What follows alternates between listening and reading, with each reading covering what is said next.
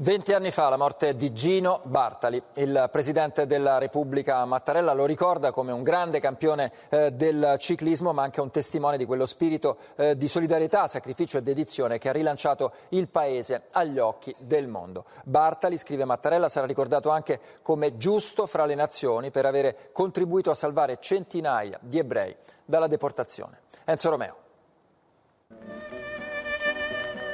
Ginettaccio ci lasciò al passaggio del millennio, come quando spariva fra i tornanti dopo aver scavallato le cime più aspre, e si è portato con lui quel motto «l'è tutto sbagliato, l'è tutto da rifare», che ripeteva sempre anche al suo amico avversario Coppi. Ti dirò seduta stante che è tutto da rifare. L'è tutto da rifare. Quanto son vere oggi queste parole nel mondo ferito dalla pandemia. Bartali, campione vero, italiano autentico, profondamente credente, salvò centinaia di ebrei dai lager e lo si venne a sapere solo dopo la sua morte. E nel dopoguerra salvò il paese dal caos con la vittoria al Tour de France. Era il 1948, avevano sparato a Togliatti.